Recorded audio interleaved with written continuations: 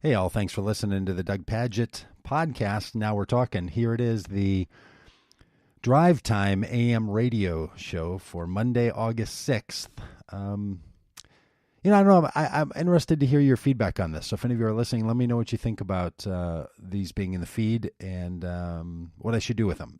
Keep them here in this regular feed so you can make your own decision about listening, or to pop up their own feed for the AM950 Drive Time radio conversation. But it's radio, not podcast, and if you've listened, you already know the difference. But I appreciate your support any which way. So here it is, the show from 4 to 5 p.m. on Monday, August 6th, out of the beautiful Twin Cities, Minneapolis and St. Paul, AM950, Progressive Voice of Minnesota, Drive Time Show. All right, thanks for listening. Here you go. PJW Automotive, online at pjwauto.com.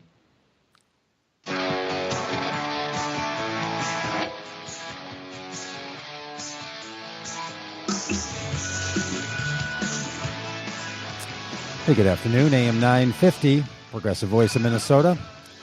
Doug Pagitt in here, 4 to 5 o'clock today. And as always, the greatest state in the union with so much happening, so much going on, so many important things. And Brett Johnson, producer and board operator aficionado, you've got a lot going on in your own mouth over there, don't you? Yeah, a little dental procedure, so that's always fun. Just getting it wrapped up there. I got to tell you, you'd mentioned this the other day. You're going in for some dental work, and I'm one of those people with a real dental phobia. When I hear the commercial that airs here in between a lot of the segments that you can go to a dentist that'll help you feel more comfortable, I just hope that's true. I can't get myself to a dentist. It's absolutely true. Yep, Shamblot Family Dentistry. That's the one I went to. Can't recommend them enough. Is that right? Well, see, this is just true recommendation here. This isn't even like an ad pitch. So you did okay at the dentist. There's a lot of listeners I know who have this same phobia that I do. That the dentistry is just a difficult thing in our lives. I think dentists in general have kind of evolved to the point where they used to have that stereotype where they're always mean, they're always criticizing you. Most I talk to, not just Shamblot, but all of them just, I think, come off very nice, very personable. They want to keep you out of pain. And, they understand people don't like going to the dentist. Yeah. That's at least the way I've kind of felt it. It's different than it feels like when I was a kid, when a lot of people were scared of the dentist and they kind of had that stereotype where everyone thought dentists were mean.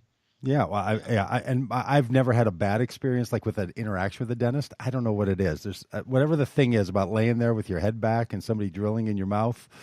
I don't know. They've been the nicest people to me. They've never earned the reputation I have given them. So I'm glad it went well for you. But I avoid the dentist at far too high of a cost, at my own personal cost, and people tell me that all the time. So, well, good for you, buddy. Glad you're feeling well. Hey, let's chat a little bit about this rise in what seems to be an indicator in a rise of interest in our political season this week, next Tuesday for the primaries, and what I hope becomes a significant rise in people's interest level in the November 6th election as well. There's all kinds of talk that what people are seeing in the statistics around absentee ballot requests and absentee ballot submissions, that this is going to be a banner year, even here for the primary election. Yeah, it certainly looks like it. And I'm already looking at absentee results compared from 2016 to 2018. And normally you'd think 16, well, that's got to be way higher. That's a presidential year, and we always go down in midterms. It's actually been quite the opposite overall. In fact, 2016 at this point, we already had 95,000 votes cast. This year, 166,000 cast, which is just mind-blowing to me because midterm elections always get that reputation of having people that just don't really show up and care. So that one just blew my mind. I thought those numbers would be in exact reverse. In fact, I think 95,000 would even be pretty solid for a midterm election. But we had that in the presidential year and 166,000 here in this election season. Yeah, it's incredible, isn't it? When you think that if this is an indicator that more than almost 100% increase over 2016. That is the kind of wave of voters and the kind of wave of interest that could be massive. And there's no telling from an absentee ballot application that those people are going to vote. So if you've, we'll just remind any listeners, if you have one somewhere in your house, get that thing turned in. But boy, it sure seems to me, just anecdotally or maybe wishful thinking, that this is a part of a wave of anti-Trump and anti-Republican movement. So it seems to me that part of what stirred up all this interest is so many more people who in the last 18 months have felt like they can't do something about the representation in our country every single day, but they know that next week in the primary and on November 6th, that is a day when they can actually do something about it. Yeah, and that's a good point you brought up earlier a second ago, too. That's ballots sent out, I should say. Actually, ballots received still pretty high as well. 48,000 received so far in 2016, we only had 19,000. But you're right, Doug. I think this is all about having so much energy in the electorate right now. You're looking at Hennepin County numbers. They're up over 200% compared to 2016. Yeah, just people are much more energized. And I just wonder, I mean, even though Donald Trump has been, of course, an unmitigated disaster, what these numbers would have looked like if Hillary Clinton had been in office. If maybe they would have been halved. That's a good point. Tough to say. Yeah. I mean that's an interesting point, and I guess I don't know, a soft silver lining around the cloud of destruction that is the not only Donald Trump's presidency, but the complicity of Republicans in this state and across the country to be his personal and political enablers is probably what's motivating all of this. And maybe that's the one silver lining, that people will engage in this election in such a way that they see the benefits of paying attention, of listening, of engaging in their vote. And maybe there's some long-term benefit to this. That's possible, that out of all of this, not at all making it worth it, the Trump disaster, but maybe what will happen is people will become more engaged in their voting. I would love to hear from some callers if they're hearing that from any of their friends, family, neighbors, people they pay attention to, what their anecdotal responses are. 952-946-6205. And Brett, you were suggesting there that you knew something about the numbers in Hennepin County of ballots already turned in. Can you say that number again? Because I just need a little encouragement today. Yeah, just over 12,000. The exact number is 12,647. In 2016, it was, I got to get my reading glasses out here. My computer screen's too small. Just a little over 3,800. Your teeth are going. Your eyes are going. What are you, a 52-year-old man? Supposed to leave that to me and Matt. Okay, so it's way up on the number of ballots received as well. Yep, that's on ballots received. Yes. Yeah, that's for great. Ballots sent, it's we're about 23,000 on the ballots sent from 2018, 2016. It was a little over 8,000. So it's pretty much the same ratio between when you're looking at ballots received and ballots actually sent. Of course, ballots received means people have actually voted already. Yeah, they voted already, which I find interesting. Anyone who votes early like that, and I voted early in 2016, went down and voted in person early. The first time, when the polls opened, I was the first person in line to vote in 2016 presidential election. And that's a different thing than being able to vote from home. And that's what I'm hearing some people say is, hey, don't get too excited about this absentee ballot, no excuse absentee ballot movement that I think has been around since 2014 or something. People are just now getting comfortable with it and learning the process and knowing that they can do it. So it's really just a familiarity result that you're seeing, that people are engaging. I don't know that I would read it that way. I think there's so much fervor in the air. There's so many, what I like to refer to as the newly disillusioned and the people who are newly enraged voters, that all of those are becoming newly engaged voters. But what do you think? Do you think it's that people in Minnesota are just getting used to it? They're getting comfortable with no excuse absentee voting, and that's part of what's happening? I think it's mostly people are just more engaged in the process with our current political climate, which I don't think this applies to a lot of AM950 listeners. I think we were going to show up and vote anyways. Sure. I think it took a huge disaster for people to think, wow, I actually got to get involved in politics. I mean, it's too bad it took this point for that to happen, but I think that's more the cause in the increase in voting, more so than people just getting more comfortable with the system. Because even prior to, 2014, you said, I still knew people who voted absentee ballots. So I don't think it's necessarily that. I think it's just having a more energized electorate. Yeah. Electorate in the public. Yeah, and I was one of those early absentee voters, and I don't think I can get in any trouble for this anymore. But you used to have to sign an affidavit saying that you were absentee voting because you believed you would not be available on the first Tuesday of November in order to vote.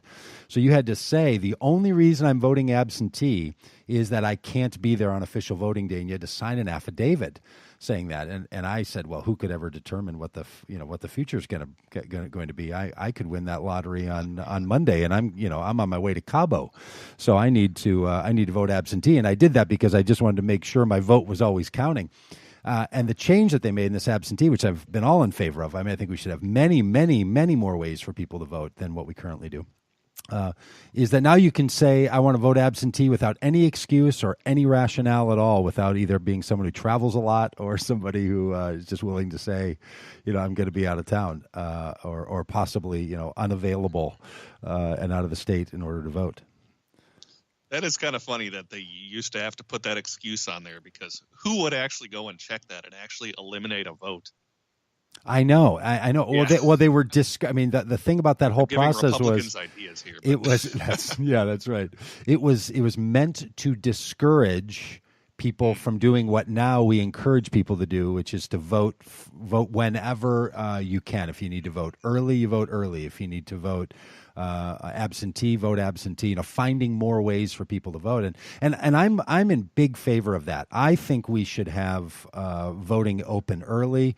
Have many means by which many places you could go. That might be a little less convenient, instead of being your local church or elementary school nearby where you go right in your neighborhood. You may have to go to a city center, but it seems to me, voting should start and run for a number of weeks ahead of time of the election, and the final votes should be taken at 8 p.m. on the first Tuesday of November.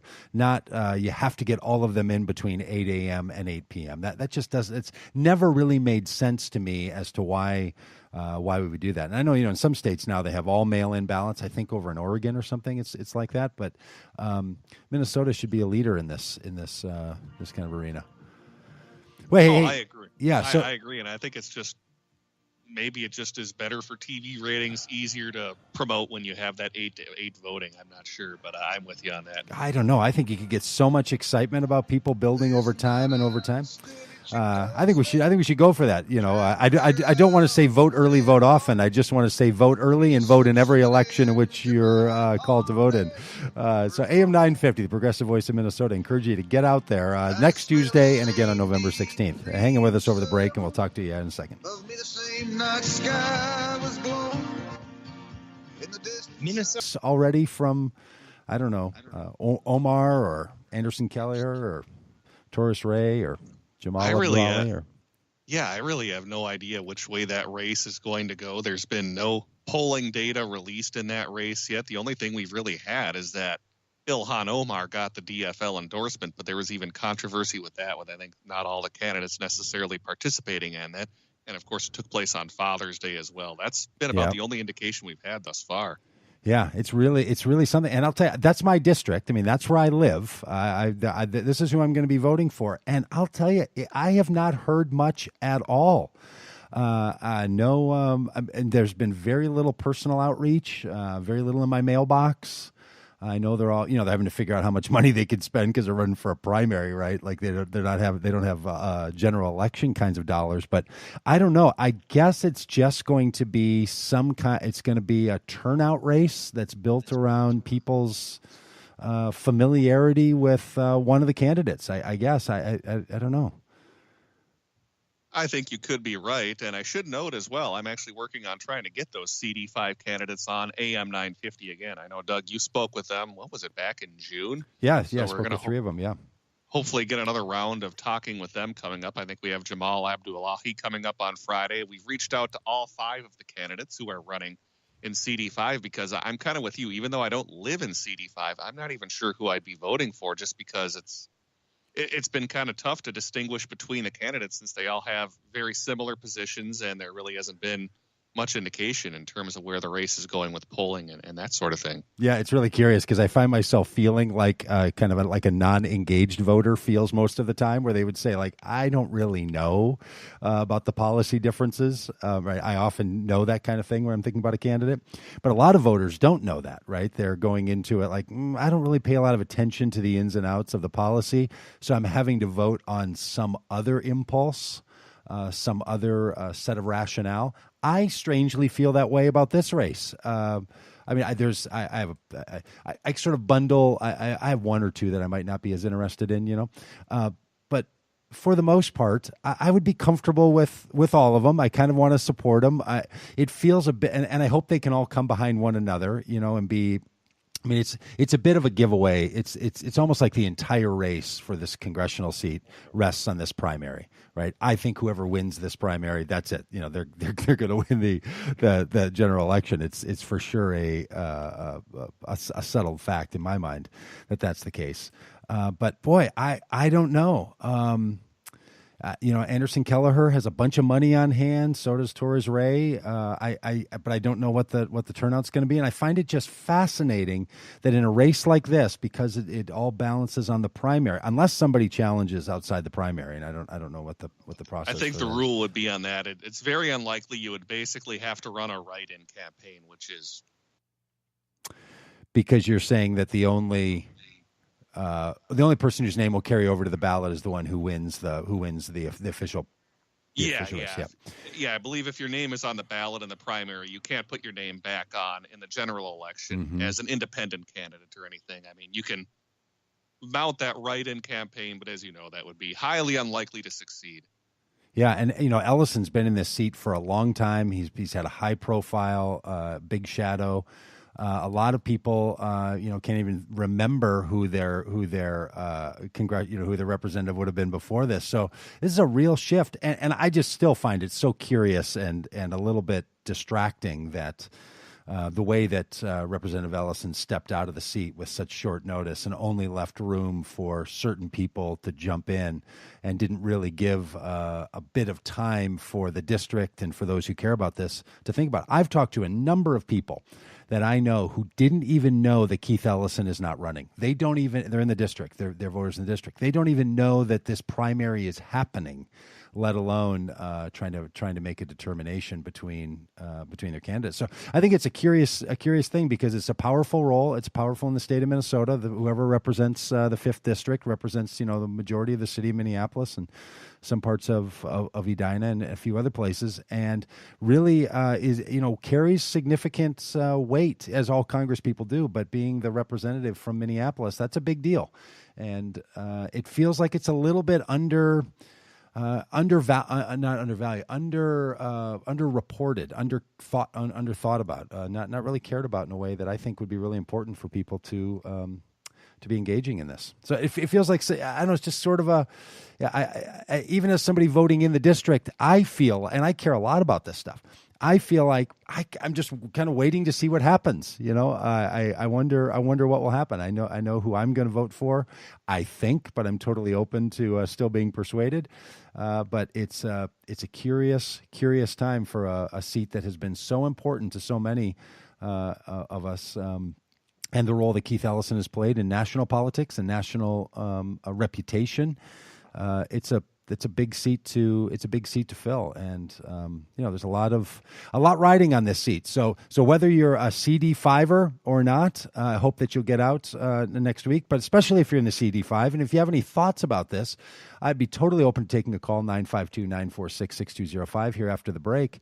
And if you want to tell us why it is that you're thinking about a particular candidate in this district, or anyone that you feel like is in a tough primary, for any of these primaries, your thoughts on the governor's race, of course, your thoughts on the painter controversy around his candidacy, or if you want to talk about the CD5, we'd be totally open to it. Because this is what politics looks like. It can feel an awful lot like it's always guided by some shadowy hand of wealthy business people with high business interests.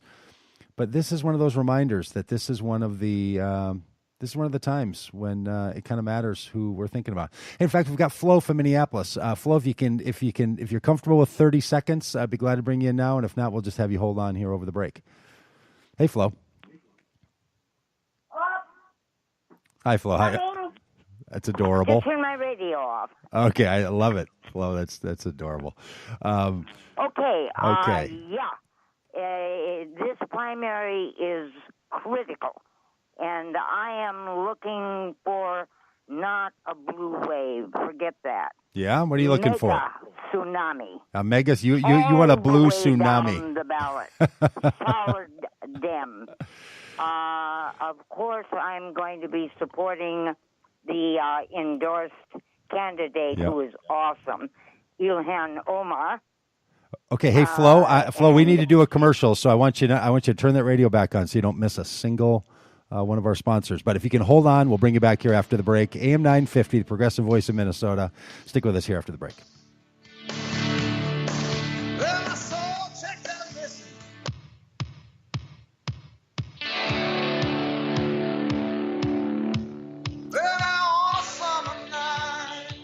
Hey, welcome back, AM950 on a beautiful summer night, leading into one of those August 6th beautiful days here in the Twin Cities, and lots of decisions to be made in the next 168 hours for people going into Election Day a week from tomorrow.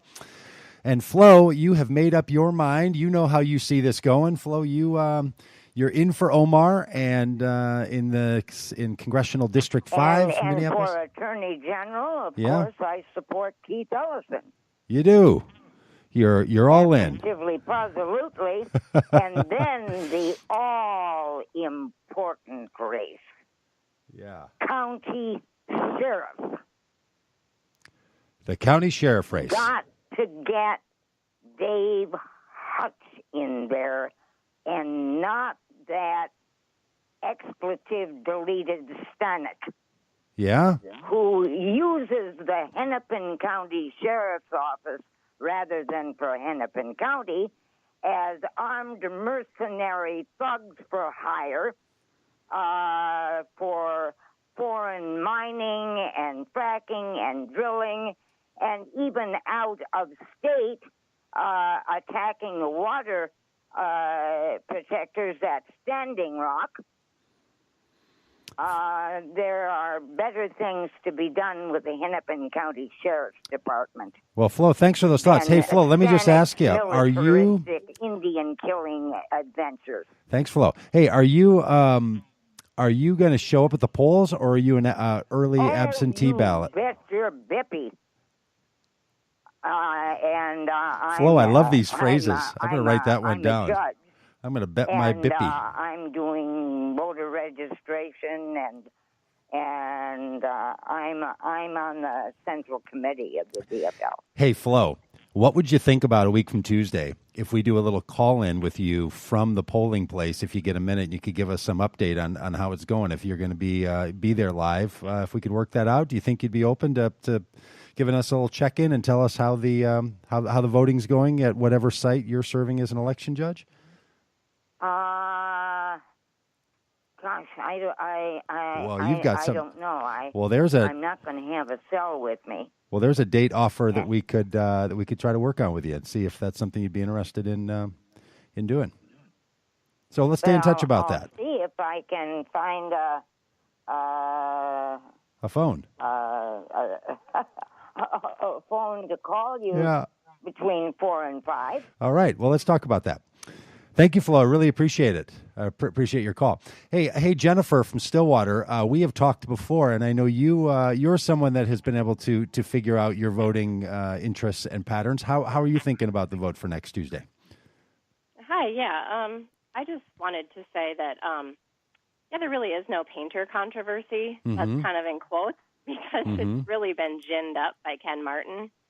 Yeah. He's not following the DFL bylaws, and I wish we could have a three-way conversation with Flo because she's on the State Central Planning Committee.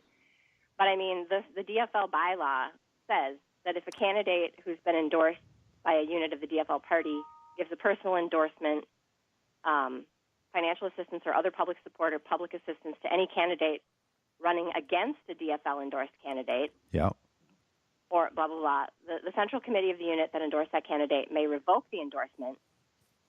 Anyway, so the point is when Bernie came here and did a rally as a personal favor to Keith, Keith brought Tina Smith up onto that stage, and Tina Smith endorsed Keith Ellison. Yeah. And Keith Ellison is not the endorsed candidate for Attorney General. I see what the you're DFL saying. I broke see. their own bylaw and did not enforce it. Hey, Jennifer, I think you know more about this than I do. So let me ask you, what is it that requires an endorsement to be categorized as an official endorsement?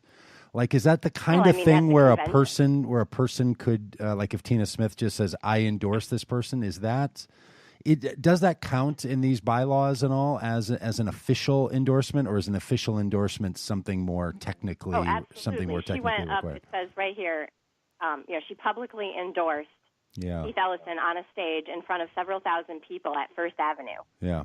With Bernie and Keith. She publicly endorsed him. And then she sent out a fundraising email to me asking me for money for her endorsed candidate, Keith Ellison. And Keith Ellison is not the endorsed candidate for Attorney General. Matt Pelican is. Matt Pelican was endorsed by the DFL Endorsing Convention in Rochester in June. Yeah. And so Tina Smith broke the DFL bylaw flagrantly, and Ken Martin did nothing, totally ignored it.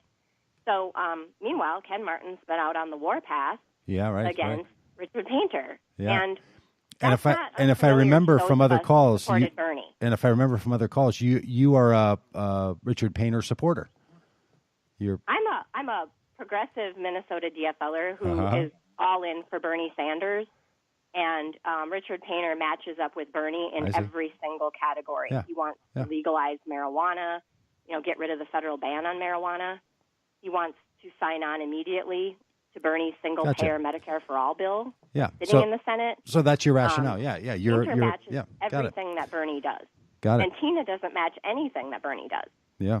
Yeah, it's so because I don't know why Minnesotans who voted 62% for Bernie over Hillary in the primary, would ever vote for Tina over Richard when their policies, Painter's policies, match Bernie's. Yeah, well, this is going to be, I think, I really appreciate this because I think you're bringing up an interesting point to see, is it the policies that are capturing people's attention in this primary? Because as there was in the presidential primary, there's both the policies and then the kind of persona, right? The person, the attitude that they see in a candidate. And it'll be interesting in this primary to see the turnout and to see the interest. If you can make, and if everyone makes the comparison that you do, that you could sort of put a Richard Painter in the category of a Bernie Sanders. And in other words, if you voted for Sanders, you should vote for Painter. If someone makes that, can make that same move, and how many people will? I think that's something worth keeping an eye on. And I guess in 8 or 9 days, we should know some of the answer to that question. So Jennifer, thanks so much. I really appreciate your constant vigilance, caring about this, and for engaging here. Hey, Mark from Fridley, how you doing, buddy? Good, and I'm being reaffirmed because of the caller before Jennifer is their active involvement, as they both described, is truly what we need now. Isn't that great? Yeah, it's really great. I want to talk about two things quickly, and the first is if Keith Ellison had given me a little bit more warning about his one-day announcement, I might have put my head in the ring. Me too, buddy. I've said that from the very start. That's why I know how quick the turnaround had to be. in the same boat as well. He was thinking about it. Is that right? I think we all. Well, we should all maybe we should all run next time anyway, just because we needed a little time. But anyway, go on. You and Matt debate. That would have been so great. Well, we could have had a little bit of insider trading going on. I think everybody should run for something at some point. Anyway, okay, go on, Mark. You would have run too. Okay, what Bernie Sanders said this in the 2016 election: when somebody tells you who to vote for, don't listen to them. And I'm going back to the Star Tribune article from Wednesday, where Ken Martin again went on the warpath against a DFL primary candidate, and basically was telling Democrats or progressives that they're not a team player if they don't vote for the establishment candidate. Right. And to call Richard Painter as a wolf in sheep's clothing or a Trojan horse. Yeah, to all me, those things, yeah. Mm-hmm. A political opportunist is a person who takes money from lobbyists and PAC money and special interest money and votes against the things that they say they stand for while they campaign. And, to hear people talk about how they care about health care and then have interest in medical care stocks and care about the environment when they're, shoving mining down the throat, we have to take a look at, is this a pushback against the establishment parties? And I don't want somebody who's going to swear an allegiance to a party. I want a person who's going to swear allegiance to the Constitution and do the things that they say they do. And we do not need, and I sent you a message about this, but this was not paid any attention by the media. But last week, 40 Senate Democrats joined with the GOP to advance a $718 billion military budget that's completely unfunded by a vote of 87 to 10. Now, both Amy Klobuchar and Tina Smith joined the majority of Democrats who voted for this war bill. And just, again, if you missed the news, our Saudi Arabian allies and us in Yemen bombed a hospital over the weekend and killed 50, 60 people and injured hundreds. Yeah, it keeps so that's happening. what the tax money is going toward. Yeah. Mark, thank you so much. I appreciate your call. Mark, I think you're bringing up such an important topic here for us to consider, and that is how do we engage with our political parties, right? This is been a long-term struggle with any political parties. What does it mean to be a part of the insider operation? And every outsider that has ever won an election feels that pressure when now they've gone from being the outside renegade to the insider in some people's minds and approach. And that's something that we're going to have to think about with any of the outsider candidates. It's really hard to represent the people outside of a system while you're inside of a system. And some people do it better than others. And I feel like that's one of the criteria by which we should make our decisions on what candidates we vote for. Not only their policies that they hold, but their ability to navigate the outsider-insider relationship. And now some people are just temperamentally fit to be an insider or feel themselves to be kind of more establishment. And what I mean is to follow the path that's already been determined. And some people's temperaments and personalities are to drive into new spaces, into new areas, and to move a party. But both, no matter what your temperament is, you have to play both games all the time. You're always having to be an insider that's leaning out and an outsider that's leaning in. That's a skill set that's necessary. And I think it's one of the political requirements. It's one of the things we should ask about our candidates, not just what are they for, what are they against, what are they made of, but how flexible and able are they to both represent those who are different from themselves and those who are on the outside.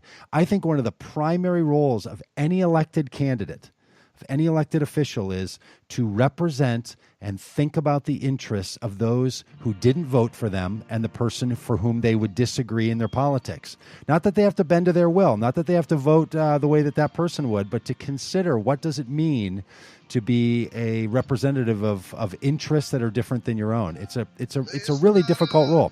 So, hey, we'll talk about this more here and a little Trump update here after the break. AM 950, the progressive voice in Minnesota. I'm Doug Pagitt. We'll be back with you after the break.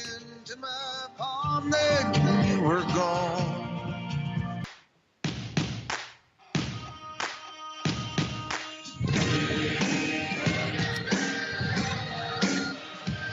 Hey, good afternoon. Welcome back. AM 950, Progressive Voice of Minnesota, August 6th edition, 4 to 5 o'clock. I'm Doug Pagitt. And hey, Brett, I don't know if you know who produces all those commercials, but whoever the guy is that does the voiceover little punctuations in that Lori Swanson ad, I mean, that guy's got a real set of pipes in between. I was going to say they produced that one on their own, so I'm not sure who that is. But yeah, he does have a good set of pipes, doesn't he? I just want to, in between political seasons, we got to find out who that guy is and just have him record some bits and pieces that he could just, occasionally say. Brett Johnson. Because in that ad, he just randomly says her name at these curious little spots. It's yeah, we could have him say, "You're listening to Doug Pagitt." Just like he's like your backup guy. He's just jumping in when he can at any point that he can chime in. Hey, I want to do a little update here on what's going on with Donald Trump and what's going on in the national scene, because I think it really matters and is motivating to a lot of people. But first, I want to chat with Kathy from St. Paul. Hey, Kathy, what's on your mind? Hi. I was just calling about Richard Painter, and I heard somebody, comparing him to Bernie Sanders, and I just think that's kind of ridiculous because Bernie Sanders has never been a Republican in his life, and Richard Painter has been a Republican for 30 years. And the last time I called, the host chided me for saying that, but you can find that out. It's on his Wikipedia page, and he was on CNN, and he spoke to Brooke Baldwin, and there's a transcript of it online, and he says that himself. Oh, yeah. Yeah, there's no doubt about it. I talked with Richard Painter here on the show a couple of weeks ago and asked him that very question, like, how do you go from being a Republican and a disillusioned one a few months ago to seeking the endorsement of the Democratic Party? And you can go back and listen to that, or maybe we can pull that up at some point in a future 4 to 5 o'clock show. But now it's a real question. Yeah, I think it's absolutely a question worth raising, and there's no disputing that fact. Now he may say, as he did, that the Republican Party has moved away and he has stayed where he always was, and now that's a fit for the Democratic Party. Yeah, which I think is his answer. Somebody was also saying something about him, I don't know, some about political opportunist, and kind of like what you were saying. He did an exploratory committee, and he decided he would have a best chance of winning with the DFL. But if his committee had said that he would have had a better chance being an independent to win or a Republican to win, he would have joined any of those parties. And to me, that just sends up red flags. I mean, for 30 years, he's been voting to end a woman's right to choose, been voting to cut Social Security or to privatize Social Security, cut Medicare, Medicaid, working against labor. Yeah, Kathy, thanks. Working to not have any kind of common sense safety gun laws. I mean, sure. I think, but to be a little more specific about what's going on here, Richard Painter worked for the Bush White House, was not an elected candidate, and that's the curious thing. I understand. Why would you stay in a party? Join I such understand. a corrupt group of people. Why would you want to help? I understand. Such a corrupt it's a big question. Right. It's a real question. That would be my question if I was going to talk to him. And you should. Maybe we'll have him on again. We'll have you call in and ask him that question. Because I think, and I've watched him. I've watched him have to answer those questions. He did some Facebook Live responses. I was going to say, Kathy, he's normally up pretty frequently on Facebook Live, so I'd check that out because I know he's open to answering questions. So definitely. A good one to pose to him. And Kathy, I agree that. I think this is a real question, and I will say, as somebody both in my personal life and political life, I'm in my day job, I'm also a pastor, and I think that people change all the time. People change their minds, and I certainly don't want to. And I'm a Democrat, but I don't want people to feel like if they've been lifelong Republicans that they can't become Democrats. In fact, I work really hard to help lifelong Republicans find the path and become a Democrat. So I sure want them to be able to do it. I agree with you. I totally agree with you.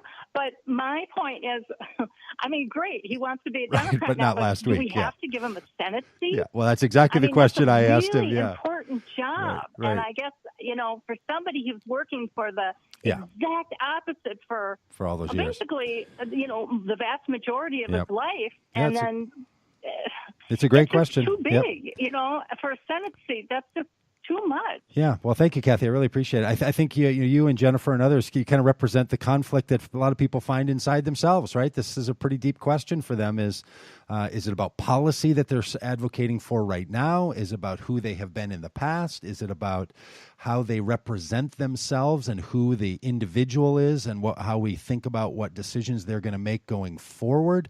I mean, this is the political dilemma that we find ourselves in, and this is the good conversation for us to be having. And that's why I hope you're all listeners to AM950 because it matters. Hey, let's go to Dawn in Minneapolis because Dawn, it seems like you have a comment about this as well. Hi, Doug. I have no doubts about voting for Richard Painter.